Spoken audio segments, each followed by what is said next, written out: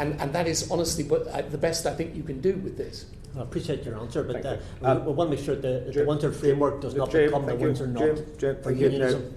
One thing I've learned, Tony Blair does have this effect on most people, doesn't he? But anyway, I do hope you're all well. Now, this is yesterday's Northern Ireland Affairs Committee meeting, and as you could tell, the witnesses, the most hated man on both sides of the political horseshoe, Tony Blair, and the subject was the effectiveness of the institutions of the Belfast Good Friday Agreement. The one losing his rag is Jim Shannon of the DUP after hearing something he didn't like about the Windsor Framework and unionism.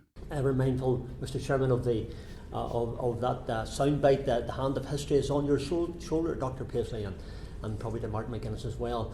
Might have been a soundbite, but perhaps the hand of history was on their shoulder, and I think you probably captured that very well. It's very important, of course, that the Belfast and Good Friday Agreement move forward in a suitable way. We as a party in the DUP, I was part of the Assembly from 1998 right through to 2010 before I came here.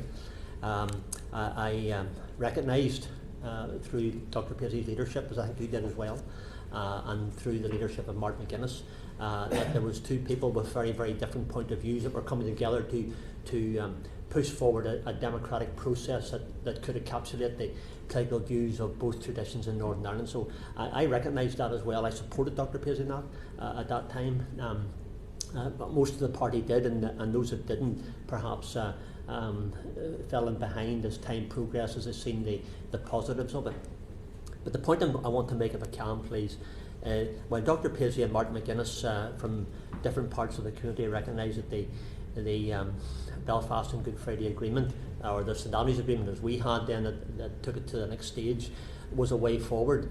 I think you recognised, I perceive you recognised that, and from what you've said so far, it's very clear that you did, that the political process could never go anywhere unless two communities at least brought together a process, and the Assembly was that process to move forward. So looking forward to today, your thoughts upon where we are in the process, and how the Belfast Good Friday St Andrews Agreement has moved where it is now to the Windsor Framework.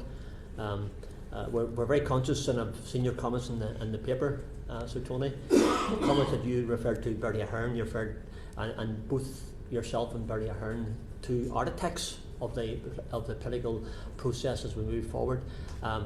You both said that nothing can happen within the Windsor Framework or with any agreement going forward if unionism isn't part of that process. I think you recognised that way back in those early days. So looking forward to today, is it your opinion that the involvement of unionism, and I represent a large section of unionism, as does my colleague here, Cara Lockhart, as well, we cannot move forward unless the unionism is part of that process? Ever mindful of what you've done, what Bertie Ahern done, what Dr. Paisley done, and ultimately what Martin McGuinness done? Yeah, sure, Jim. Unionism's got to be part of the process. It's the whole basis of the agreement is that the different elements in the politics of Northern Ireland come together, and that cross-community working together. That's of the essence of the agreement. I mean, obviously, I hope unionism can. I mean, we can talk about the Northern Ireland Protocol. I'm very happy to, but of course, no, as a matter of principle, unionism has got to be involved. Otherwise, it won't work. Yeah, you mentioned in your yes, please. You mentioned Sir Tony in your comments, and you I think it's a realism that you had where you looked at the both political parties, and I'm just taking your introductory words, which I'm seizing upon them if I can, where you said that the parties had to go back, although we did not agree with it at that time, go back to 1988, but the parties had to agree on something to move forward. Is there not really a realism, or has to be a realism, in today in the political process in Northern Ireland? Your words were a realism or start again. I think there has to be a realism with the Windsor Framework, or start again.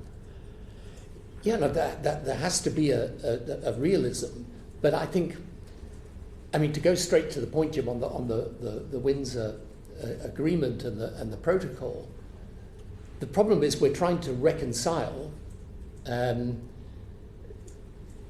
inevitable two different elements that come from Brexit and its impact on Northern Ireland. So, once you, for the first time, you end up with a situation where the Republic of Ireland and the United Kingdom are in a different relationship to Europe and in a different relationship to its customs union and single market, then the border between north and south on the island of Ireland becomes the frontier between the EU and the UK. And so inevitably there is a problem, because you want the border to be open. That's always how it's been. And the one point of consensus amongst all the parties in Northern Ireland is keep the border between north and south open, quite rightly, because that makes life easier for everyone.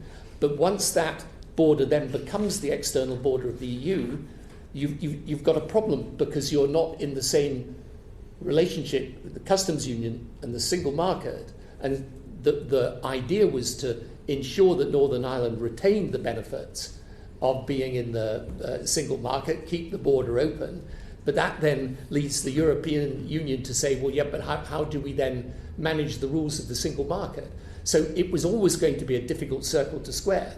And the protocol and the Windsor Agreement are an attempt to square it. So I think the question is, but the realism is that there is no real answer to this problem, because, just to say, when John Major and I went to Northern Ireland during the course of the referendum, we said this is going to be a problem, because it obviously was going to be a problem.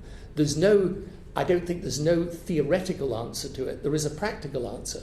And my reason for supporting what the government, this Prime Minister, has done on the Windsor Agreement is that I think it represents the most practical way forward that minimises all the theoretical objections.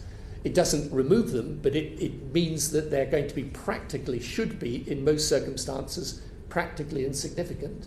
And that is honestly the best I think you can do with this. I appreciate your answer, but we want to make sure that the Windsor Framework does not become the Windsor Knot for unionism. Thank you very much indeed.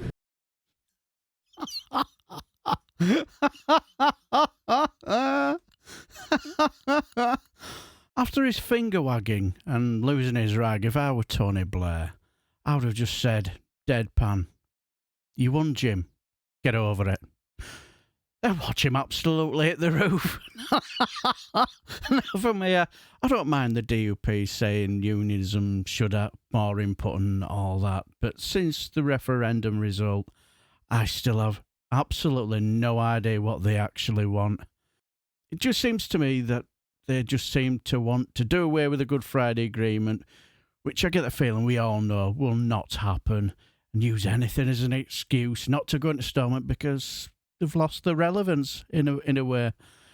Now, for me, what Tony Blair said made perfect sense to me about what happened after the referendum result, the Northern Ireland Protocol and the Windsor Framework. I think that's the reason why he lost his rag a little bit, because I have a funny feeling maybe the DUP just don't do practical.